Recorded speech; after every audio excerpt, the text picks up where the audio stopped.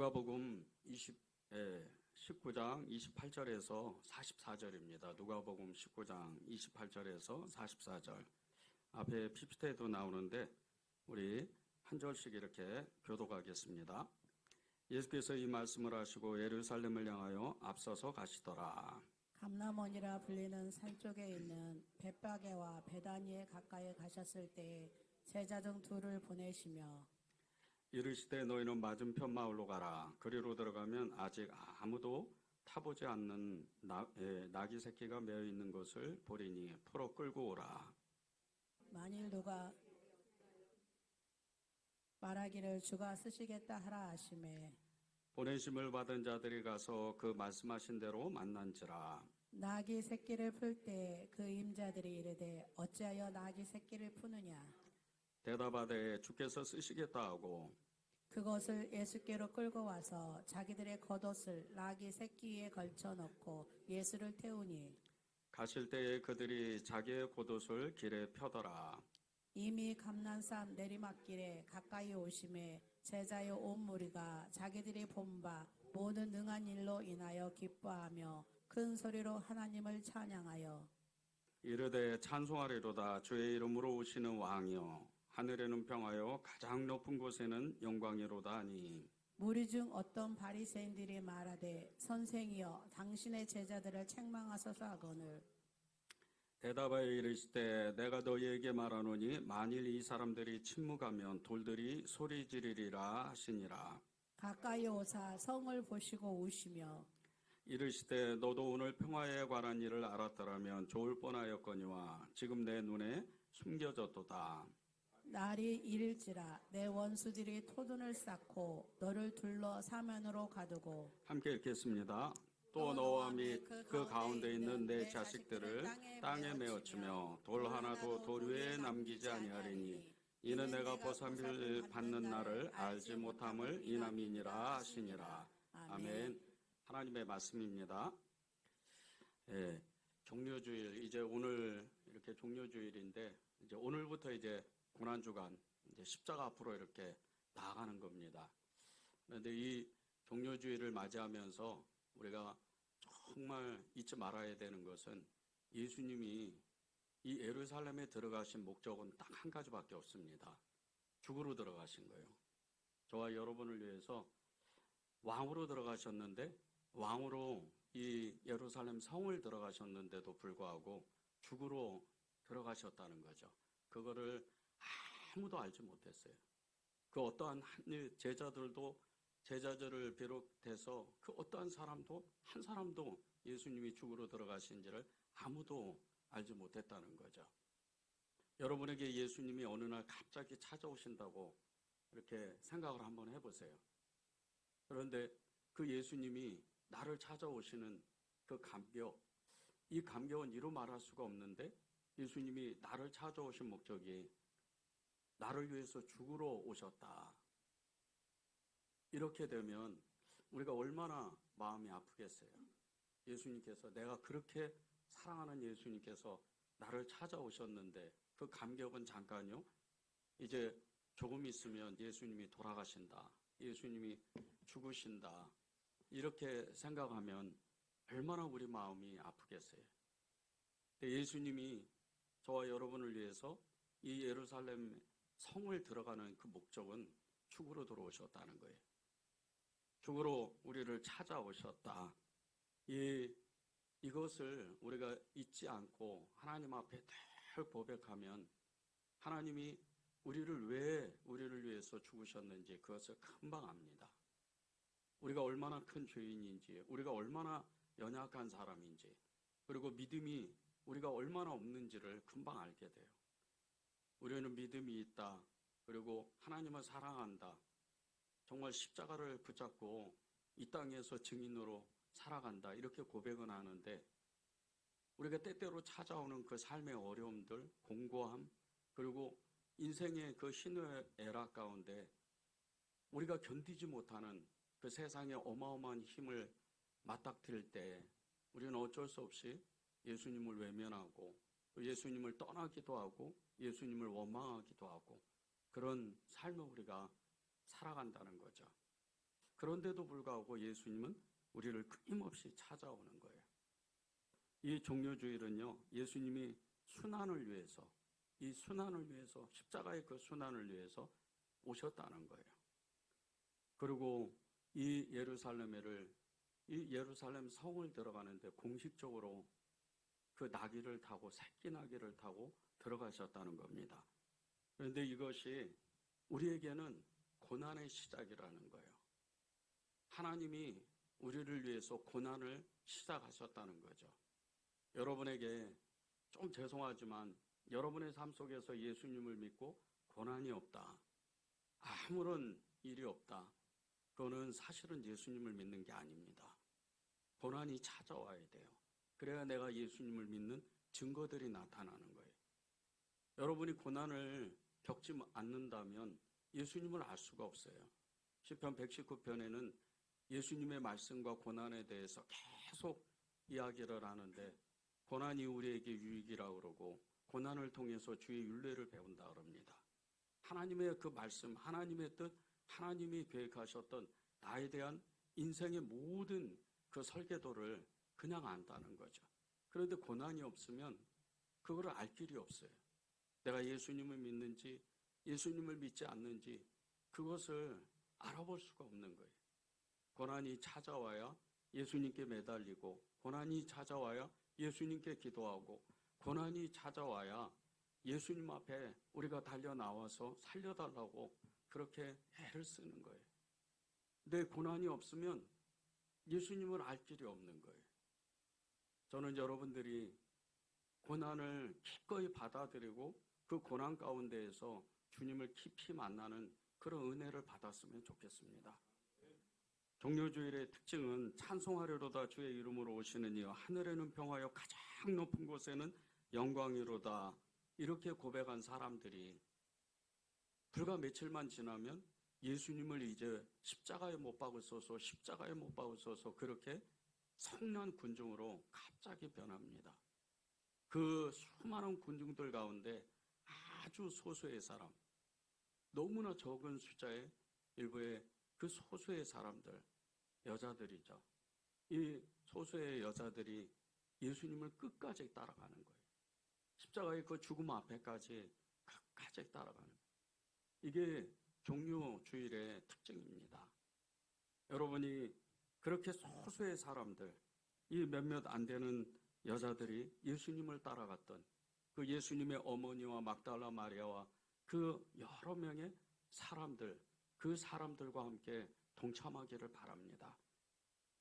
이 사람들은 예수님의 그 종료주의를 시작으로 십자가의 그 고난의 길을 기꺼이 나아가고 부활을 맞이하면서 진정으로 주님을 만납니다. 그리고 예수님을 자신들의 왕으로 모시는 거예요. 그냥 종료주일 그 잠깐의 순간, 호산나 호산나 찬송하려로다 다윗의 자손 예수 그리스도, 그렇게 외치는 게 아니고, 그 잠깐이 아니고 평생에 나눌토록 그 고난의 길을 기꺼이 고난의 짐을 짊어지고 하나님을 쫓아가고 예수님을 붙잡았던 이 몇몇 안 되는 아주 소수의 사람과 같이 여러분이 그런 믿음의 길을 가야 됩니다. 이 종료주일부터 십자가에 못 박히시기까지 일주일 동안에 그 예수님의 여정을 이렇게 잠깐만 살펴봐도요, 첫날은 이 종료주일에는 예수님의 이 예루살렘 성을 들어가시는 거예요. 그때 막 어마어마하죠. 수많은 관중들이 그 성 주위에 모여가지고 이제 메시아가 찾아왔다, 왕이 그 옛날 수백 년 전에 그 우리를 붙잡아 주시고 우리를 축복하셨던 다윗 왕과 같은 그런 어마어마한 왕이 찾아오셨다고 찬송해요. 그게 첫날이에요. 월요일에는 성전을 청소하기 시작하십니다. 성전에 들어가서 대제사장의 무리들, 그리고 장사하는 사람들 다 둘러 엎으시고 성전을 깨끗하게 만드시는 거예요. 이때부터 이 유대인들은 예수님을 정말 미워하고 죽이기까지 사리를 품고 그렇게 예수님을 정말 몰아붙이기 시작을 하는 거예요. 화요일에는 종말에 대해서 예언하는데 예수님이 종말에 대해서 말씀하실 때 더욱 이를 가는 거예요. 어떻게 하면 이 예수님을 죽일까 하고 일을 갈다 못해서 회의까지 가고 그렇게 예수님을 죽이려고 몰이를 하기 시작하는 거예요. 수요일에는 예수님이 이 어마어마한 죽음의 그림자를 느끼고 잠시 피합니다. 예루살렘 성을 나와서 베단이라는 너무 가난한 이 동네에 들어가셔서 잠깐 쉬시는 거예요. 그때 이 베다니에 살던 한 여인이 예수님께 찾아와서 자신의 가장 귀한 옥합을 깨서 예수님의 그 머리에 향유를 부어요. 그리고 목요일에 다시 예루살렘에 들어가시는데 자신이 그토록 사랑하고 가장 사랑했던 유다가 배신을 합니다. 그리고 제자들의 발을 씻기시고 최후의 만찬을 벌여요. 성금요일, 이 금요일에는 여러분이 잘 아시잖아요. 예수님이 겟세마네 동산에서 기도하시다가 그 유대 병정들, 로마 군인들에게 잡혀서 이제 십자가로 끌려가기 시작하는 거예요. 빌라도에게 재판을 받고 헤롯에게 끌려가서 조롱을 받고 무수한 채찍에 맞고 십자가에서 예수님이 고통을 당하시다가 죽으시는 거예요. 그리고 이 토요일 날 세상에는 온갖 정적이 들이우기 시작하는 거예요. 생명의 기운이 하나도 없어요. 무덤가의 가장 깊은 곳에 그 잠들어 계시는 예수님, 그분으로 인해서 온 세상 가운데는 희망이라고는 찾아볼 수 없는 그런 암울한 시간이 지나가는 거예요. 그리고 부활의 아침을 만나는 겁니다. 이 일주일 동안 예수님이 이 종려주의를 시작하면서 고난을 맞이하며 사람들이 이 예수님을 대하는 뚜렷한 모습이 있어요. 처음에는 엄청난 환영을 합니다. 그리고 배반의 길을 계속하기 시작을 해요. 제자들도 그렇죠. 군중들도 그렇죠. 유대 병정, 로마 병정, 대제사장의 무리, 사두개인의 그 사람들, 이 사람들이 예수님을 배반하고 예수님을 죽이기까지 그렇게 변해가는 거죠. 어떤 사람은 예수님을 구원자라고 생각했지만 예수님의 연약한 모습을 보고 실망해서 돌을 던지며 십자가에 못 박으소서 그렇게 외치는 거예요. 어떤 사람은 예수님을 정말 메시아라고 생각했지만 그 예수님의 연약한 모습을 보고 이내 그냥 등을 돌리고 그 자리를 떠나버리는 거예요.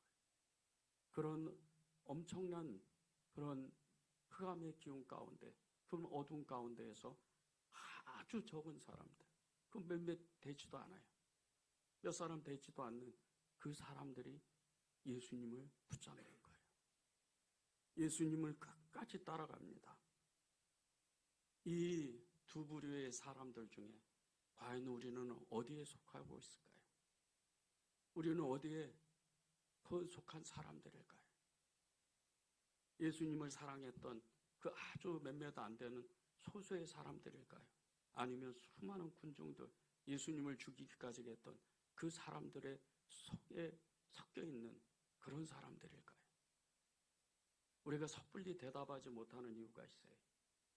그 수많은 군중들 사이에 끼어 있지 않으면 우리는 어쩌면 너무나 두려워하고 무서워하고 세상에서 왕따를 당하고 세상에서 정말 그 주류의 그 사람들에서 밀려나서 번외적인 그런 외로운 쓸쓸한 고독한 그런 삶을 살게 될 수밖에 없기 때문에 그게 너무 두렵거든요. 그게 너무 무서운 거예요. 그래서 예수님을 외면해버리는 거예요.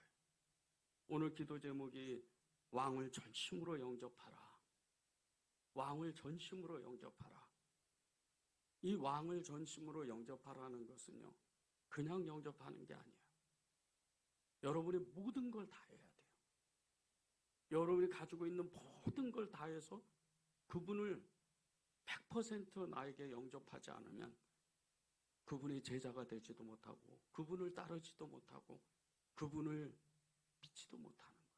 사랑하지도 못하는 거예요. 왕을 전심으로 영접하라. 이것은요, 내 삶에 아무런 변화가 없어도 내 삶이 공고하고 힘들고 어렵고 고난이 겹치고 사방에서 우겨쌈을 당하는 그런 삶의 곤고함이, 삶의 어려움을 겪어도 예수님을 사랑합니다. 그런 고백이에요. 하나님, 저는 예수님을 나의 왕으로 전심으로 영접하겠습니다. 저의 목숨을 다하고 힘을 다하고 뜻을 다하고 삶을 다해서 하나님을 진짜 사랑할 겁니다. 그렇게 고백하는 것이 우리의 마음의 고백이 돼야 돼요. 이 종려주일에요, 우리가 그냥 그 종려나무를 흔들면서 주님이 오셨습니다, 주님을 사랑합니다, 이 정도가 아니에요. 그 종려가지를 흔든다고 예수님이 영광 받으시는 게 아니에요. 우리의 마음을 보시는 거예요. 우리의 마음을 하나님이 요구하시는 거예요. 너는 전심으로, 너는 모든 걸 다 해가지고 그 하나님을 영접할 수 있느냐. 여러분의 생각, 마음, 삶, 여러분의 모든 직장, 사는 곳, 여러분이 가진 돈, 그 모든 것을 하나님 앞에 드릴 각오가 돼 있어야 돼요. 그래야 예수님을 믿는 거예요. 그냥 어쩌다가 헌신 한번 하고, 어쩌다가 은혜 받고, 어쩌다가 하나님을 고백하는 그 정도가 아닙니다. 왜 그런 줄 아세요? 그분은 우리를 사랑하시고 그분은 죽기까지 나를 위해서 사랑하셨기 때문이에요. 그러지 않으면요, 왕을 왕답게 영접하지 않으면 예루살렘의 이 사람들의 최후를 보십시오. 이렇게 되는 거예요. 44절 44절입니다. 날이 이를지라 내 원수들이 토둔을 쌓고 너를 둘러 사면으로 가두고 또 너와 및 그 가운데 있는 내 자식들을 땅에 메어치며 돌 하나도 돌 위에 남기지 아니하리니 이는 내가 보살핌을 받는 날을 알지 못함을 인함이라 하시니라. 하나님이 우리와 함께 하셨는데, 하나님이 우리와 함께 하시고 그분이 나를 돌보셨는데 그것을 외면해버리고 왕을 왕답게 영접하지 않으니까 이 예루살렘이 나중에 어떻게 돼요? AD 70년에 로마 장군 티토에 의해서 예루살렘 성벽에 돌 하나 돌 위에 남기지 않냐고 완전히 무너지는 거예요. 그 단 며칠 사이에 수십만 명이 그 자리에서 죽습니다. 목이 잘려 죽고 칼에 맞아 활에 맞아 죽고 돌에 맞아 죽어요. 하나님을 영접하지 않으니까, 하나님을 나의 왕으로 영접하지 않으니까, 왕이 없으니까 로마가 이 예루살렘을 완전히 무너뜨리는 거예요. 우리의 삶이요, 예수님 앞에 온전하지 못하면, 전심을 다하지 못하면요, 우리가 믿었다 하나 믿지 않는 그런 사람들이 돼버려요. 세상의 풍파가, 세상의 폭풍우가 밀려올 때 그때 견디질 못하는 거예요. 2011년도에 이 일본의 동쪽에 쓰나미가, 지진으로 인해서 쓰나미가 몰려온 적이 있었어요. 수십만 명이 죽었습니다. 그 영상을 보신 분들도 많으실 거예요. 단 그 몇 분 사이에 그 바다의 그 어마어마한 쓰나미로 인해서 수십만 명이 그 자리에서 사라지는 거예요. 그렇게 어마어마한 그런 과학의 그런 발전을 이루는 그런 나라도요, 한 번에 없어지는 거예요. 하나님이 없는 인생, 예수님이 없는 인생은요, 바람 앞에 불려가는 그 낙엽과 같이 아무것도 아니에요. 아무것도 아닙니다. 하나님을 우리가 온전히 믿지 않으면요, 왕을 왕답게 영접하지 않으면 그 어느 날 순간서부터 우리의 마음은 쓸쓸해지고 너무 굳어지기 시작하는 거예요. 그때부터 하나님은 우리에게 일하실 수가 없어요. 하나님은 우리를 도와주실 수가 없는 거예요. 하나님은 우리와 함께 하실 수가 없는 거예요. 그러면 그때부터 계속 인생이 무너집니다. 무너지고 또 무너져서 나중에는 내가 왜 사는지를 몰라요. 예수님을 믿었는데 왜 쓸쓸하고 고독해져요? 이유는 딱 한 가지예요. 예수님을 나의 왕으로 영접하지를 못했기 때문이에요. 그러면 우리의 이 무너져가는 신앙을 온전히 붙잡을 수 있는 방법은 어떤 것일까요? 그것은 나의 가장 소중한 것, 나의 가장 소중한 것을 예수님께 드리는 훈련을 해야 돼요. 28절에서 36절입니다. 예수께서 이 말씀을 하시고 예루살렘을 향하여 앞서서 가시더라.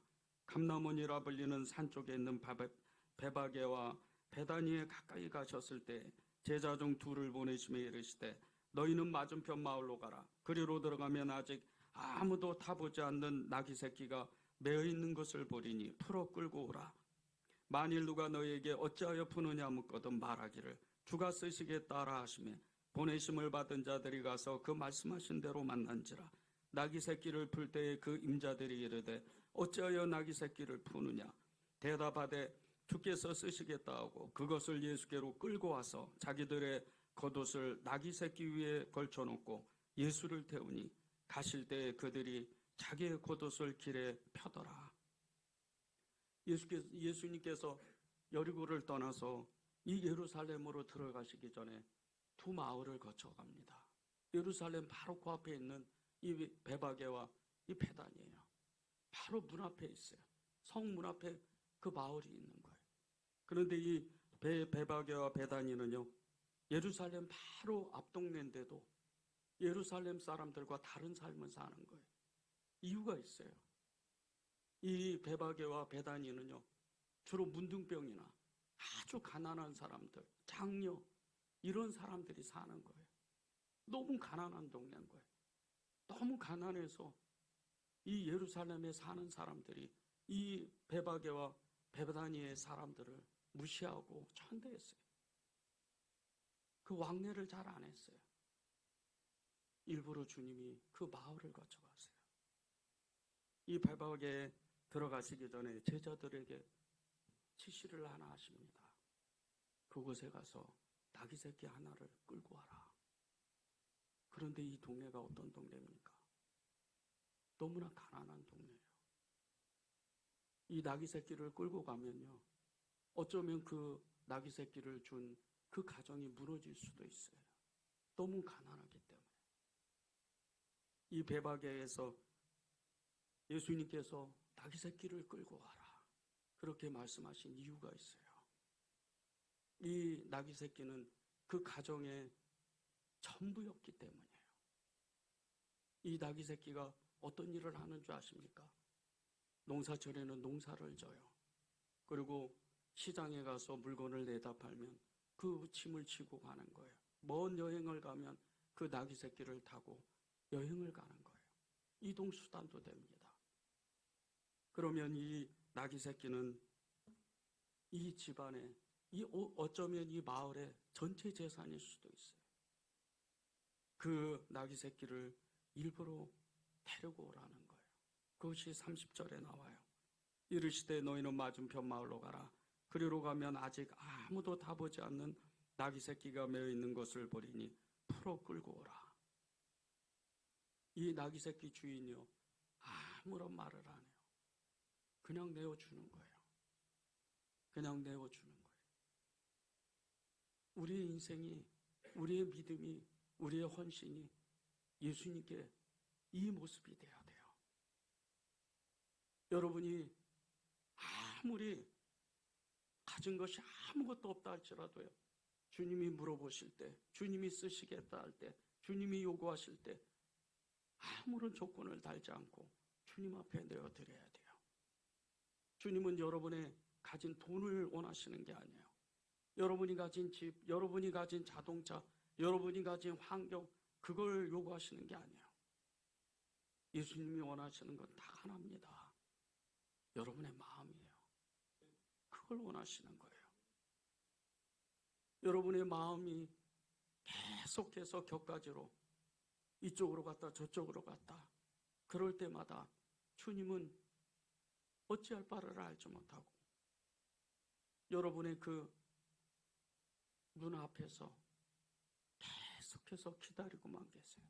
하염없이 주님은 그 나귀 새끼를 기다리는 거예요. 여러분이 정말 이 베바게 사람들처럼 예수님의 그 요구하시는 것을 기꺼이 내가 내어드릴 때 여러분의 모습이 어떤 줄 아십니까? 완전히 변해요. 그 그 얼굴들은 해같이 변해요. 그 입술의 말들은요, 하나님의 정말 생명의 말씀들이 그 입술에서 터져나오기 시작하는 거예요. 여러분의 삶은 열매가 맺어지기 시작해요. 여러분을 통해서 하나님의 나라가 확장되기 시작하는 거예요. 그것 때문에 여러분에게 요구하시는 거예요. 그 나귀 새끼를 달라고. 너의 모든 것을, 너의 그 삶을 나에게 달라고. 여러분의 삶을 하나님 앞에 드린다고 해서요, 하나님이 여러분을 고통스럽게 만들지 않아요. 여러분에게 이 세상에서 가장 어려운 순교지로 여러분을 보내시는 그런 하나님이 아니에요. 그런 사람은 따로 있습니다. 여러분은 가지도 못해요. 그곳에를 어떻게 가요?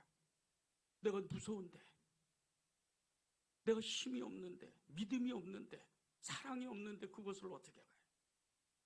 그런 생각은 마십시오. 그렇게 하나님은 우리를 부르시지 않아요. 하나님은 우리에게 요구하시는 건 그저 너의 삶의 그 삶의 영역 가운데 네가 나와 함께 내 손을 붙잡고 함께 가자. 사랑하는 자야, 네 삶을 나에게 주면 내가 너의 삶을 복되고 축복되게 만들겠다. 그걸만 요구하시는 거예요. 다른 걸 요구하시는 게 아니에요. 하나님이 여러분에게 여러분의 그 스스로의 마음, 여러분이 정말 마음껏 드릴 수 있는, 마음을 다하고 뜻을 다하고 성품을 다하고 목숨을 다하는 그 하나님을 사랑한다고 고백하는 그 마음 하나만 딱 받으시는 거예요. 그러면 여러분의 인생은 완전히 변하는 거예요. 이 배박의 사람들이 예수님의 그 아무런 조건 없는 그 요구를 하실 때 그냥 그것을 드린 것은 예수님을 진짜 사랑했기 때문이에요. 여러분은 예수님을 정말 사랑하십니까? 여러분은 정말 예수님을 나의 하나님, 나의 구세주로 그렇게 받아들이십니까? 그러면 여러분의 마음을 드려야죠. 그러면 여러분의 삶을 하나님 앞에 고정시켜야 돼요. 그것이 하나님이 우리를 부르시는 목적이에요.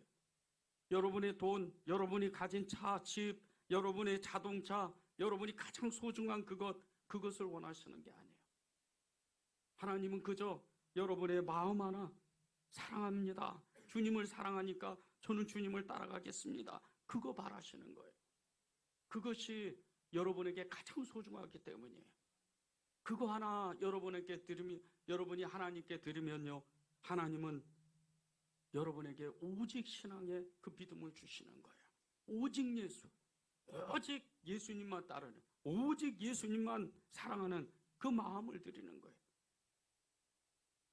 마태복음 6장 24절에 보면요, 한 사람이 두 주인을 섬길 수 없나니 혹 이를 미워하고 저를 사랑하거나 혹 이를 중히 여기고 저를 경히 여김이라. 너희가 하나님과 재물을 겸하여 섬기지 못한다는 말씀이 있어요. 돈에 대한 이야기가 아닙니다. 돈일 수도 있지만은요, 여러분의 마음이에요. 재물이 있는 곳에 마음이 있다고 그랬어요. 여러분이 소중하게 여기는 곳에, 그곳에 여러분의 마음이 있는 거예요. 여러분이 예수님을 진짜 사랑하면요, 예수님께 고정되게 돼 있어요. 예수님을 사랑합니다. 여러분이 예수님을 진짜 사랑하면요, 여러분의 삶을 거기에다가 맞춰요. 밥을 먹어도 예수님 때문에 먹고요, 직장을 다녀도 예수님 때문에, 집을 옮겨도요, 예수님 때문에 집을 옮기는 거예요. 그것이 하나님의 뜻이에요. 많은 사람들이 이 세상에 예수님 때문에 산다고 하는데 자기 마음대로 살아요. 그것을 모르기 때문에, 하나님이 내게 요구하시는 것이 무엇인지를 모르니까 그저 내 편한 대로, 내가 생각한 대로, 나의 자아대로 그냥 살아보는 거예요. 그러니까 두 주인을 섬기는 거예요. 하나님도 믿고 세상도 믿고 나의 힘도 믿고 그렇게 살아가는 거예요. 그런 사람이 어떻게 예수님을 사랑할 수가 있겠어요? 십계명에 나오는 그 1계명조차도 지키지를 못하는 거예요. 예수님을 10년, 20년 믿어도요, 이 계명 하나를 넘어가지를 못해요. 나는 질투하는 하나님이라 나 외에는 다른 신을 섬기지 말라. 출애굽기 20장 1절에서 6절에 나오는 1계명이에요. 이거 하나 지키지 못해요. 내 마음이 다른 데 있으니까. 그런데 보세요. 예수님이 하나님께서 우리를 바라보실 때 질투하는 하나님이래요. 세상을 마음에 빼앗기고 우리가 좋은 것에 마음에 빼앗길 때 하나님 우리를 질투하신다는 거예요. 왜? 우리를 죽기까지 사랑하셨기 때문에. 그 사랑이 얼마나 큰 줄 아십니까?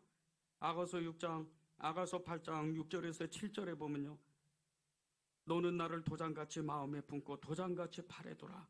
사랑은 죽음같이 강하고 질투는 소울같이 잔인하며 불길같이 일어나니 그 기세가 여호와의 불과 같으니라. 많은 물도 이 사랑을 끄지 못하겠고 홍수라도 삼키지 못하나니 사람이 그의 온 가산을 다 주고 사람과 바꾸려 할지라도 오히려 멸시를 받으리라. 하나님이 우리를 사랑하시는 그 사랑은요, 불과 같은 사랑, 당신의 모든 걸 태우는 사랑이, 생명을 우리에게 주시는 사랑이, 그분이 우리를 질투하신다는 거예요. 하나님 외로 사랑하는 것을, 하나님 외에 마음을 두는 것을 싫어하신다는 거예요. 여러분의 마음이 어디에 가 있습니까? 여러분의 사랑은 어디에 가 있으세요? 주님이십니까? 아니면 세상입니까? 아니면 내 마음속입니까? 하나님이 우리를 부르실 때 도장과 같이 우리의 마음에 그 사랑을 품게 만들게 그렇게 부르셨는데 우리는 어쩌면 하나님의 그 사랑을 외면하고 오직 예수 신앙을 외면해버리는 거예요. 이러니까 주님이 우리에게 일을 못하세요. 종료주의를 맞이하면서 우리가 그 주님을, 왕이신 예수님을 전심으로 영접하는 거는요, 다른 것이 아니에요. 우리의 마음을 활짝 여는 거예요. 열고 또 열고 열어서 왕이시여 나에게 오십시오. 왕이시여 제게 정말 제 마음을 완전히 점령해 주세요. 그렇게 하나님께 고백하는 거예요. 그것이 우리가 전심으로 주님을 사랑하는 방법입니다. 우리의 사랑이 하나님 앞에 진실하게 되면요, 하나님은 원래부터 우리를 사랑하셨기 때문에 당신의 모든 것을 우리에게 주셔요.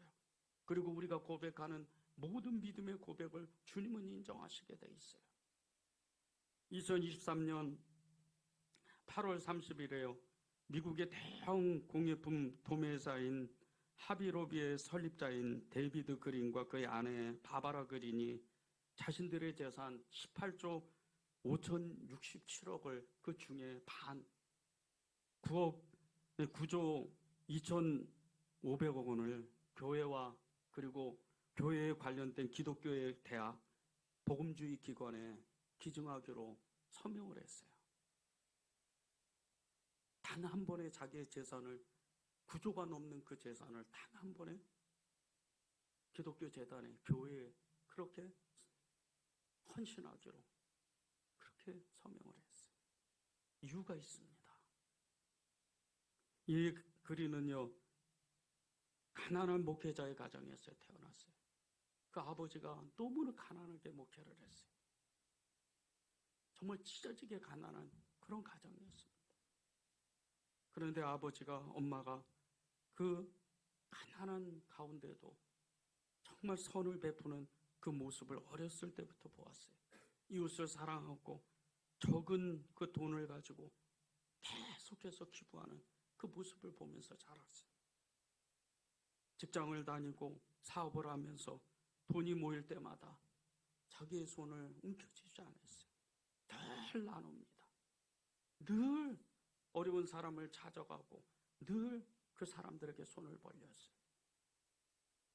그런 힘이 있어서 그렇게 억만장자가 된 그 후에 자신의 재산 9조가 넘는 그 돈을 단 한 번에 나눠주는 거예요. 이게 한 번에 될 수가 없어요. 늘 행했던, 늘 행동했던 그 모습 가운데 결정체입니다. 예수님을 사랑하는 것도 똑같아요. 단 한 번에 예수님, 이제부터 저는 주님을 사랑하겠습니다. 우리가 고백은 할 수 있지만 실천은 못해요. 왜 그런 줄 아세요? 작은 것부터 시작해야 돼요. 여러분의 예배가 하나님이 기뻐 받으시는 예배가 돼야 돼요. 여러분의 기도가 하나님이 기뻐 받으시는 기도가 돼야 돼요. 여러분의 헌신이 하나님이 기뻐 받으시는 헌신이 돼야 돼요. 예배를 제대로 드리십시오. 하나님 앞에 두렵고 떨리는 마음으로 나오세요. 저는 예배 드릴 때마다 얼마나 떨리는지 몰라요. 이 자리가 그냥 작은 교회 강백상의 자리가 아닙니다. 제가 전에도 말씀드린 것처럼 제 뒤에는 십자가가 있어요. 그 십자가가 얼마나 두려운 십자가인 줄 아세요? 여기서 저는 여러분들을 다 속일 수 있어요. 하나님 못 속입니다. 이렇게 가다 마지막 순간에 지옥 가는 거예요. 그것이 두려운 거예요. 늘 마음을 겸비하는 거예요. 늘 저의 연약함을 고백하는 거예요. 늘 저의 죄를 고백하는 거예요. 그것이 저의 예배입니다. 여러분의 예배가 그런 예배가 되어야 돼요. 주일날 와서 1시간 예배 드리고 일주일 동안 세상 사람처럼 살면 안 돼요. 부정적인 생각들, 하나님이 없는 세상 사람들과 같이 살면 안 됩니다. 예배에 초점을 맞추세요. 예배가 무너지는 시대입니다. 예배가 사라지는 시대. 교회는 계속 무너지고 계속해서 하나님을 떠나가는 그런 세대에 우리는 살고 있어요. 이때 우리는 진정한 예배자가 되어야 돼요. 하나님, 저는 예배를 하나님 앞에 죽도록 드리겠습니다. 그런 예배자들은요, 하나님께서 가장 소중한 것을 드리는 그런 사람처럼 하나님이 받으세요. 이런 사람들이 진정한 제자가 되는 거예요. 35절에서 36절을 보세요. 그것을 예수께로 끌고 와서 자기들의 겉옷을 나귀 새끼 위에 걸쳐놓고 예수를 태우니 가실 때 그들이 자기의 겉옷을 길에 펴더라. 이게 진짜 예배인 거예요. 이 제자들이 나귀 새끼의 그 등 위에다가 자기들의 겉옷을 거기다가 펼쳐놓고 예수님 앉도록 하시고, 그리고 예수님이 이 나귀 새끼를 타고 예루살렘 성을 들어가실 때 그 길에 자기들의 겉옷을 피는 거예요. 이게 무슨 뜻인 줄 아세요? 고대 이스라엘 사람들은요, 이 옷이 그냥 옷이 아니에요. 낮과 기온차가 어마어마하게 심합니다. 밤에는 엄청 추워요. 이 이스라엘 사람들의 겉옷은요, 밤에는 생명을 보호하는 그런 이불과 같은 그런 기능을 해요. 그것을 기꺼이 벗는 거예요. 다 찢어져도 괜찮다는 거예요. 예수님만 좋으시면, 예수님만 기뻐하시면 나의 모든 것을 드리겠다는 거예요. 이게 예배예요. 이런 예배를 드려야 하나님이 정말 그 사람을 기뻐하는 거예요. 그게 진정한 예배요, 진정한 제자가 되는 거예요. 종료주일을 지나서 수요일에 예수님이 베다니에 가셔요. 그 베다니에서 어마어마한 예배를 한 여인이 드리잖아요. 자신의 모든 것, 자신의 전 재산인 이 옥합을 깨서 그 향유를 예수님께 붓습니다. 그리고 그 하나님이 그 여인의 그 행위를 보고 너무나 기뻐하셔서 이 세상이 끝날 때까지 이 일을 계속해서 전하라고 말씀하시잖아요. 그게 수요일날 일어났던 일이에요. 이 베다니의 여인, 얼마나 가난하고 얼마나 비참하게 사는 여인이에요. 히브리서 성경에 그 전승에 의하면요, 이 여인이 창녀였을 가능성이 굉장히 많아요.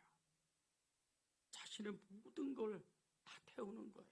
하나님 만났기 때문에 인생을 변화시키는 거예요. 죄를 회개하고 인생을 완전히 바꾸는 거예요. 그리고 자신이 가졌던 모든 것을 하나님 앞에 그대로 쏟아붓는 거예요. 이게 하나님이 기뻐 받으시는 예배요, 하나님이 기뻐 받으시는 믿음의 고백이에요. 여러분이 그런 하나님 앞에 정말 진정한 예배를 드려야 돼요. 그리고 여러분의 삶을 하나님께 고백해야 됩니다. 예수님이 우리를 사랑하시는데 당신의 모든 걸 주셔요. 여러분이 생각하기 이전부터 하나님은 당신의 모든 걸 주십니다. 그게 어떤 건 줄 아십니까? 세 실버스타인이라는 사람이 짧은 단편 소설을 썼어요. 그 제목이 아낌없이 주는 나무입니다. 이 줄거리가 이렇습니다. 한 사과나무가 있었어요.